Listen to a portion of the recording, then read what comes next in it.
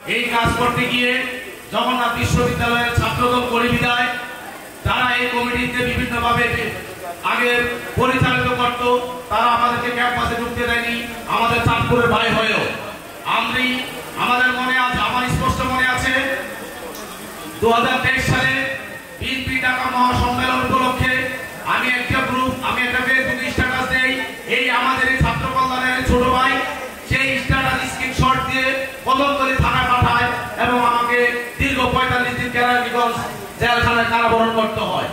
দুঃখের বিষয়, এই ছাত্রলীগ নামক যে ছোট ভাইরা আমাদেরকে ছাত্রলীগের গুন্ডা বাহিনীর মতো আমাদেরকে ক্যাম্পাসও শান্তিতে থাকতে দেয়নি, পরীক্ষা দিতে দেয়নি এবং আমরা মত প্রকাশের সর্বোচ্চ জায়গা ফেসবুকও আমাদেরকে স্ট্যাটাস দিতে দেয়নি। তারা ছাত্রলীগ করে দেখেই আজ দেখেন তারা কিন্তু এখানে অনুষ্ঠান আসতে পারেনি। কিন্তু আমরা বিগত সালও আমরা সাধারণ ছাত্রছাত্রীদের পাশে থেকে ছাত্র কল্যাণকে শুধুমাত্র ছাত্রদের কল্যাণে কাজ করার জন্য বিভিন্নভাবে আমরা কাজ করে গেছি।